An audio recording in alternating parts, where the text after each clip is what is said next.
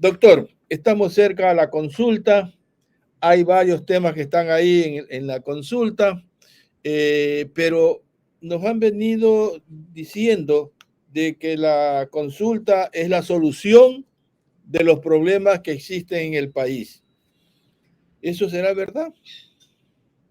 Bueno, yo creo que ahí hay un análisis elemental, por decirlo de alguna manera, Lucho, elemental. Primero tendría que decirse qué es lo que se propone, porque la consulta es si se aprueba o no que se convoque a una constituyente.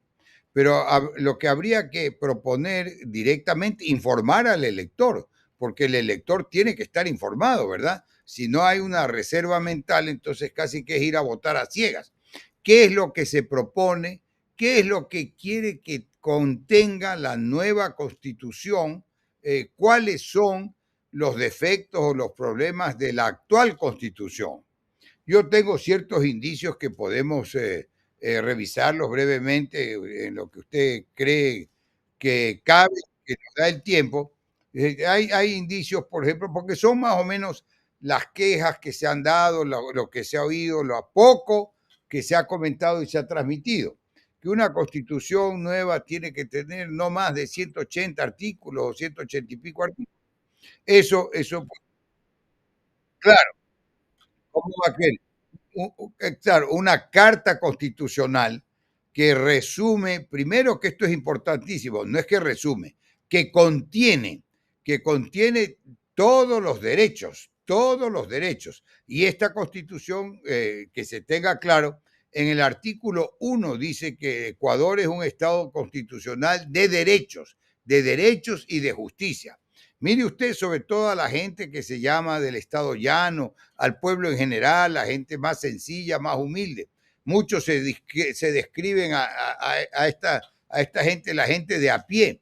La gente de a pie no tiene acceso a la justicia y la Constitución proclama que Ecuador es un estado de justicia y de derechos, ¿verdad? ¿Cuáles son los derechos en definitiva? Son los derechos de participación, los derechos de libertad, los derechos políticos. Esos derechos no pueden ser suprimidos ni coartados en una nueva constitución. No puede haber regresión de derechos, esto que se tenga claro. Ahora, que se dice que la constitución tiene principios y tiene disposiciones que son principios constitucionales que afectan y que le convienen al final del día a los delincuentes, lo cual es absolutamente errado. No es primero, y esto que se tenga claro, y el presidente actual ha hecho uso generalizado y constante de los estados de excepción. Cuando se dictan los estados de excepción, ha alegado y ha invocado que estamos en un estado de conmoción interna, de guerra interna contra los narcotraficantes, los grupos delincuenciales, creo yo que la absoluta mayoría de los ecuatorianos estamos de acuerdo que hay que combatir a esos grupos, ¿verdad?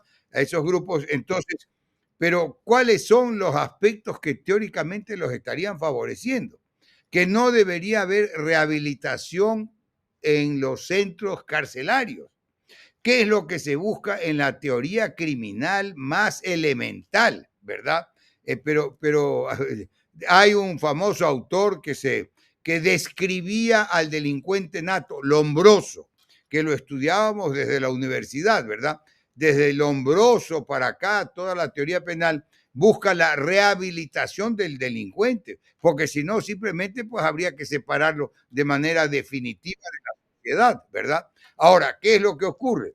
Esa rehabilitación de los delincuentes es muy difícil en unos centros carcelarios como los ecuatorianos, que son unos verdaderos centros de perfeccionamiento delincuencial, pues, ¿verdad? Porque eso es generalizado. Si los que se han fugado salen caminando por la puerta, eso es conocido, ¿verdad? Así salió ese Fito y ya era presidente Noboa. Entonces, eso tiene que quedar claro. Eso no es un problema constitucional, ese es un problema humano. El problema está en las personas, en los seres humanos y particularmente en los que manejan estos centros y en los que manejan la justicia. ¿Por qué? Porque otro tema que se dice que no debería existir, que es un principio constitucional, las reglas del debido proceso. Y esas reglas del debido proceso son un freno básico para la arbitrariedad y la corrupción de algunos jueces y juezas, porque ahora hay juezas más corruptas y más audaces que los jueces más avanzados. ¿Me explico? Entonces, eso es lo que hay que... Ahí es que se pone el dedo en la llaga. No se puede buscar la calentura en las sábanas, como decía un dicho muy antiguo, ¿verdad? La calentura no está en las sábanas, está en la infección, está en el cuerpo humano la calentura, no en las sábanas. Y ahí es que eso es lo que hay que combatir, ahí es que hay que ir a poner el dedo en la llaga verdadera, no echarle la culpa a la Constitución de las fallas humanas, de las fallas de las personas, de la corrupción, clamorosa corrupción judicial, récord en la historia de la República, porque los jueces llegan al cinismo, a la audacia, cuando le tienen los juicios congelados y entonces reclama el abogado, presenta escritos, protesta, empiezan a dictar las providencias con una frase que se ha hecho ya rutinaria: puesta la causa en mi despacho hoy día. O sea que todo el tiempo que estuvo congelada no cuenta, no se toma en cuenta, se creen muy vivarachos, pues, ¿no? Ya le dije yo a un juez que los términos se cuentan desde que está el escrito con fe de presentación, pues, ¿me explico? Y así viene, ya le digo, y hay jueces en San Borondón, rematan las judicaturas. ¿Por qué las rematan las judicaturas? ¿Quién da más para que lo nombren juez en San Borondón? Esto es un caos judicial y ese es el gran problema y ese es el gran, y si no se ataca ese problema, si no se hace, ¿quién nombra a los jueces? El Consejo de la Judicatura. ¿Quién nombra al Consejo de la Judicatura? Eso vale decir, ¿tiene o no tiene representantes la función ejecutiva en el Consejo de la Judicatura? ¿Quién preside hoy por hoy el Consejo de la Judicatura? Hay que ir a la vez, no echarle la culpa a un texto constitucional y menos en la parte que se consagran derechos, derechos que son inherentes a la persona, a la personalidad, a la dignidad humana. ¿Cómo coartar los derechos a la vida, los derechos de libertad, los derechos de participación, los derechos procesales? Entonces, no, si no hay proceso, ¿quién hace la justicia? ¿Quién declara la justicia? Y ahí hay unas, las violaciones al debido proceso debe llevar a unas sanciones categóricas a los jueces. Ahí viene la componente, el amarre, no lo sancionan, le hacen un remedio de sanción y los jueces hacen lo que les da la gana. Tienen el cinismo de invocar una disposición legal correcta, ponen el texto correcto, pero la situación de hecho a las circunstancias que la aplican es totalmente diferente. Entonces, ¿a quién creen que engañan? Y a esto a veces lo hacen con faltas de ortografía inclusive, ¿verdad? ¿Y qué creen? Que engañan a los abogados, al país. ¿A quién engañan? Ese es el verdadero problema, pero ese no se lo ataca. Le echan la culpa a un texto constitucional, que no apenas se ha dejado entrever estas 2 o 3 críticas que yo estoy categóricamente desvirtuando, pero no hay un señalamiento concreto. Esto existe en la Constitución actual y esto lo vamos a cambiar de tal manera. Eso debería ser previo al plebiscito, la información, para que ahí los electores digan, bueno, esto hay que cambiarlo, yo estoy de acuerdo de cambiarlo. Y los que digan que no están de acuerdo, pues votan en contra. Pero eso no se ha dicho. Inclusive hay un dictamen de la Corte Constitucional que es clarísimo sobre este proceso en concreto, que entra a colación ahora mismo, en el que se dice en una parte, la voy a leer concretamente, que la propuesta no se contraponga a los valores intrínsecos de una sociedad democrática y del Estado constitucional. ¿Me explico? Entonces, y este es el dictamen de la Corte Constitucional, caso 1125-RC, dictamen 1125-RC/25, que es el que se aplica justamente a este proceso.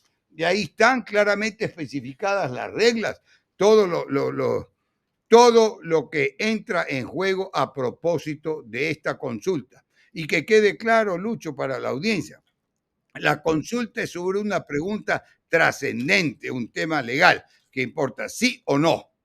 Ya la Constitución propiamente dicha se aprueba en referéndum. Ya no es consulta, es referéndum. ¿Y por qué? Porque el referéndum se aplica a los textos, generalmente un texto legal, ¿verdad? Un texto legal amplio, suficiente, como es una Constitución. Y si usted mire el estatuto de una compañía cualquiera, mire el estatuto de una persona jurídica, el estatuto de un club social, que tiene que tener, que están encuadrados en las fundaciones y tiene que tener un estatuto. Son 50, 60 artículos.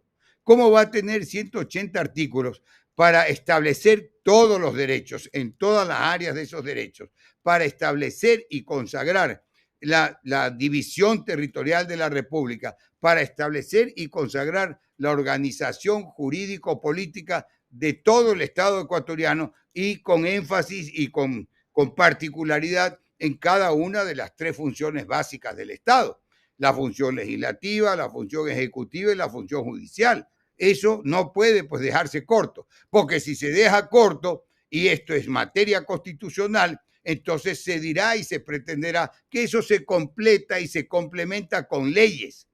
Pero las leyes son leyes, no pueden estar en contra de la Constitución y no puede suplirse con leyes los principios y los derechos constitucionales. Así de sencillo y así de claro, Lucho.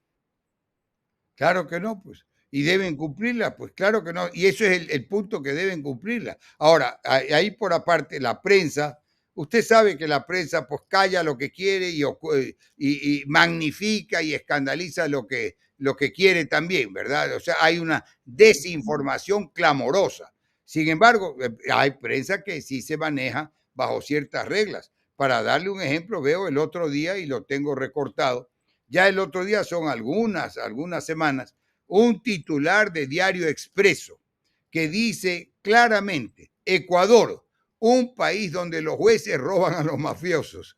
¿Qué tal? Un país donde los jueces roban a la mafia. Esto debe ser siquiera 2, 3 meses ya, ese titular. Eso es categórico, es clarísimo, y eso es digno de destacarlo, ¿verdad? Porque el punto está en, se resume en la impunidad judicial, porque la impunidad se concreta y se consagra en las judicaturas. Ahí es donde debe sancionarse a los miembros de las bandas, a los narcotraficantes, a los miembros de los grupos delincuenciales, GDO, como se llamen. Es, al final del día, un texto por sí solo, es un texto, pero quien aplica el texto con autoridad de la ley es el juez, y es el juez que debe sancionar.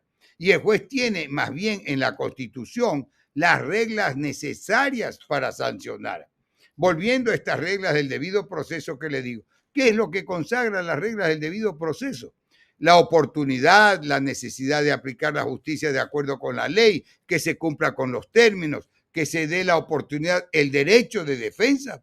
El derecho de defensa lo tiene que tener todo, porque si le quitan el derecho de defensa, para poner un ejemplo, a un inocente, ¿dónde estamos? ¿En qué quedamos? Pues, si me explico, Lucho. Y ahora, el ejemplo que usted dice, pues si lo ha dicho el presidente, no sé qué evidencia tendrá, no sé cuán cierto sea, o usted, si lo oyó usted directo o le llegó la noticia, pero sí me cuesta creer que se piense siquiera que a una señora, a una mujer, a una dama en general, que llegue con algún problema de salud a un hospital, le den preferencia a un delincuente. Me cuesta creerlo, créalo, por más que se trate de hospitales públicos.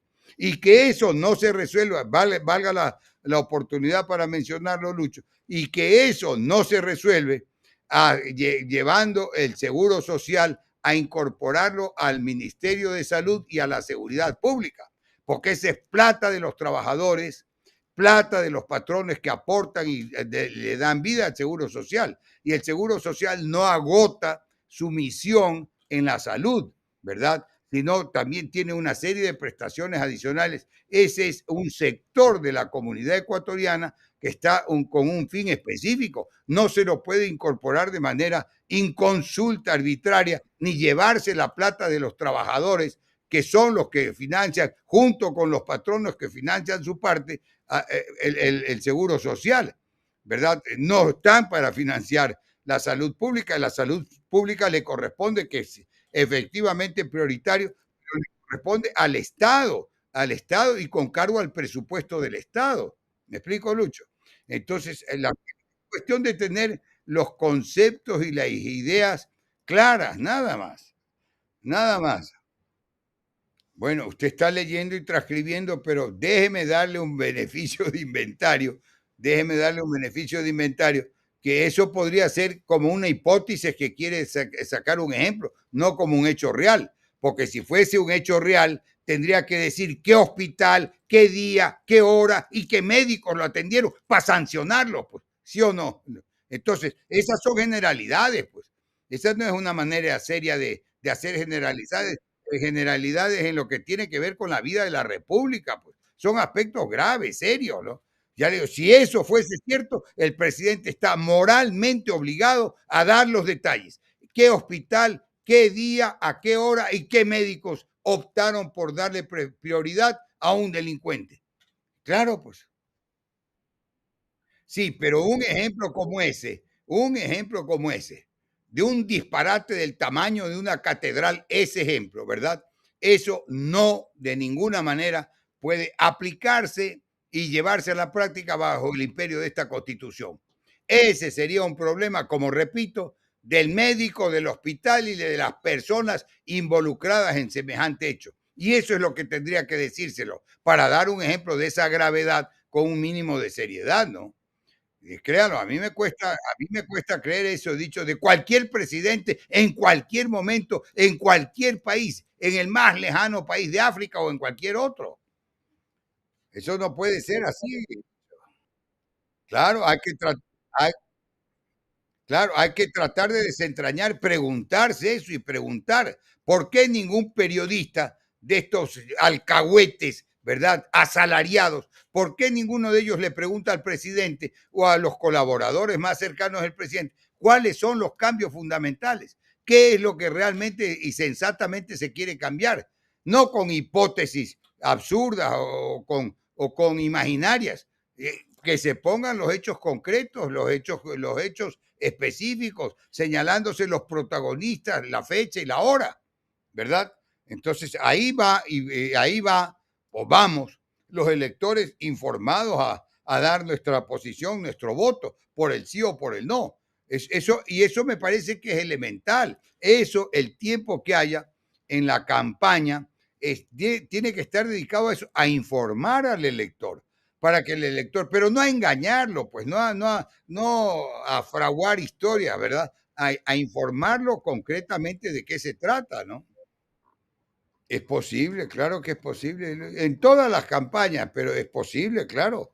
Y eso, por eso es que el elector tiene que tratar de manejar estos temas con un mínimo de seriedad, con otro de verosimilitud, de creencia, de que las situaciones que se explican y los hechos que se atribuyen sean susceptibles de creerse, pues, ¿verdad? No de una imaginación desbordante, ni difamar o echar tierra, hacer leña de ciertas instituciones, por ejemplo, echarle la culpa a la Constitución y no a quienes manejan la Constitución, no tiene sentido realmente, ¿verdad? Eso tiene que el elector a manejarlo, a administrarlo. Ahora, también hay que explicarle al elector, hay que explicarle en qué es en lo que debe fijarse, qué es lo que es creíble, qué es lo que es verosímil, etcétera, etcétera, para que pueda hacer el elector su análisis.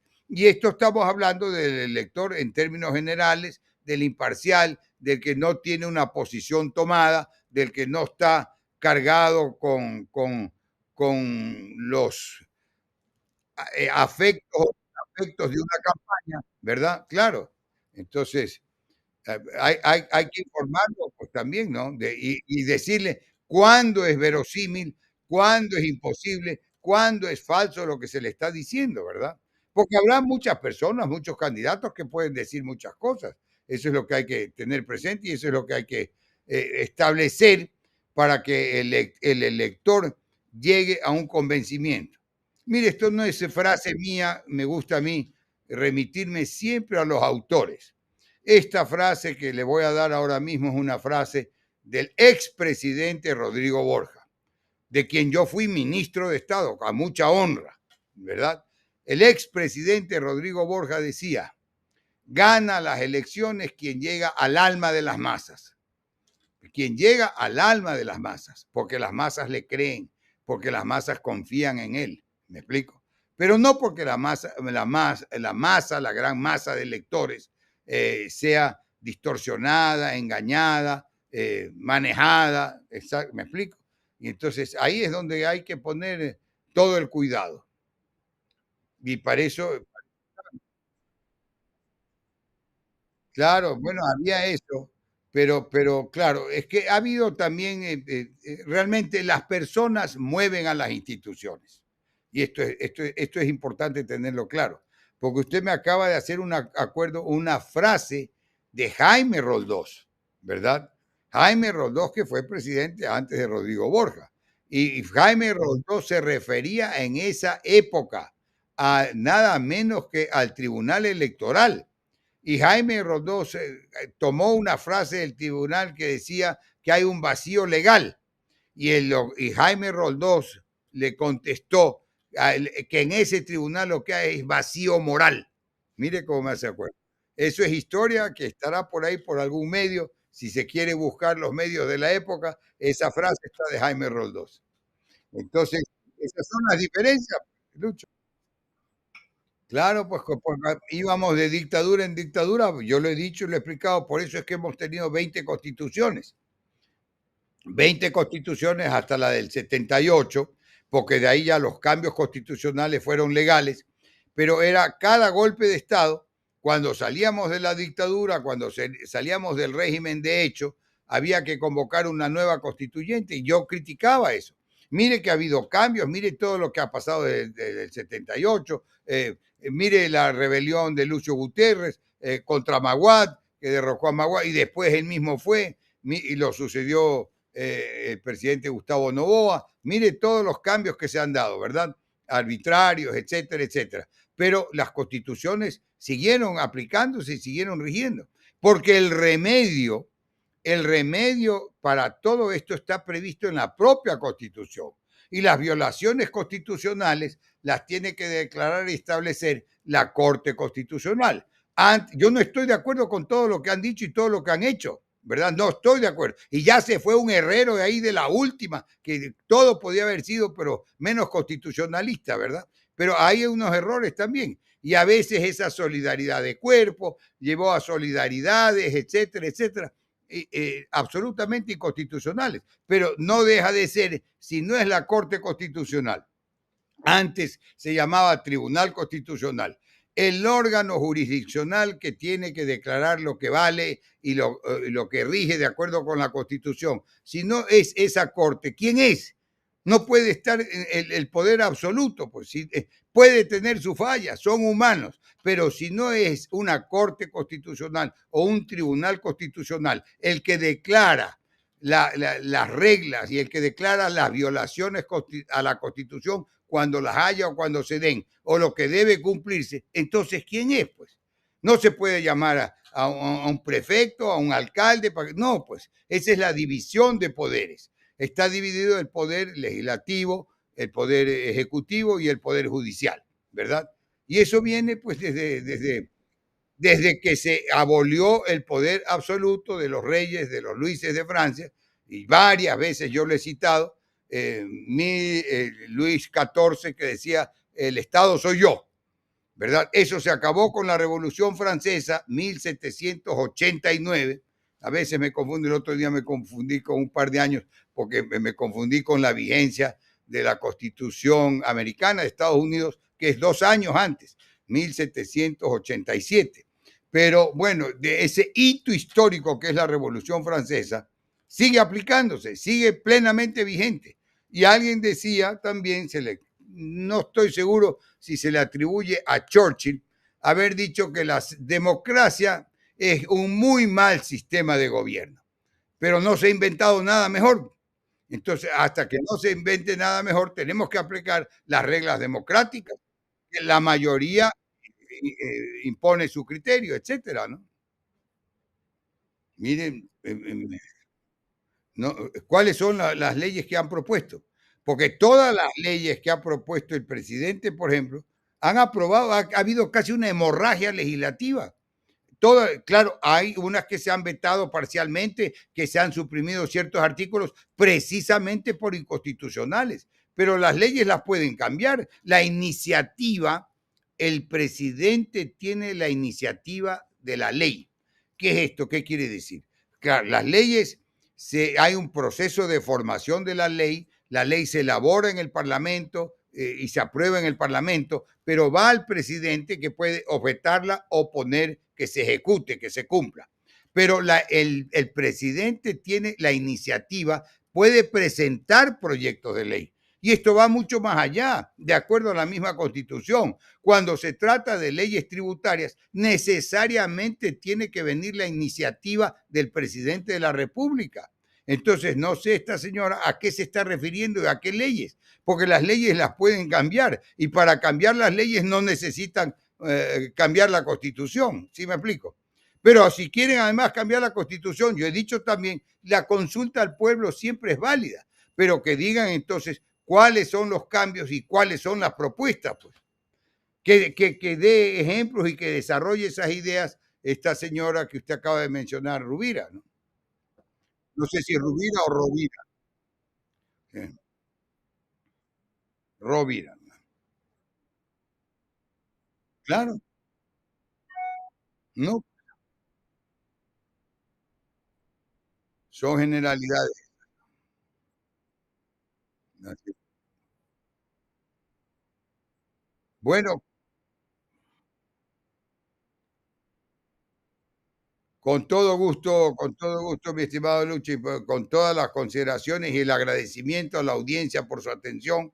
Poquísimas palabras ya para no abusar del tiempo de toda la audiencia. Simplemente que tengan presente al momento de votar cuál es realmente la idea, como estamos votando aquí, no por personas todavía, la idea más profunda, la idea que acomode a sus intereses, a sus aspiraciones. Si quieren que se cambie la Constitución, el derecho mínimo al que tenemos todos es que se nos explique por qué quiere cambiarse, qué es lo malo de la actual Constitución y qué será lo bueno de una nueva Constitución, para que estemos debidamente informados. Que se haga, se trate de revisar, de leer, de entender algo.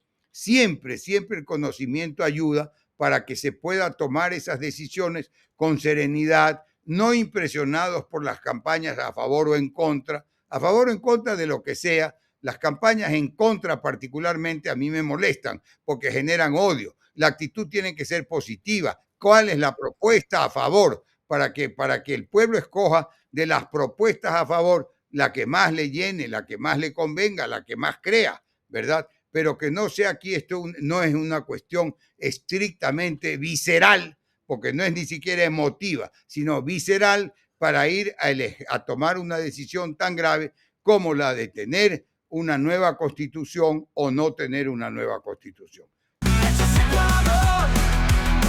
Suscríbete ya. Ecuador, suscríbete ya. Ecuador, la verdad está ahí. No te pierdas nada, cada día algo nuevo. Conéctate al canal y mantente informado. Siempre estamos aquí para darte lo mejor. Hechos Ecuador, claro, la verdad sin temor. Hechos Ecuador.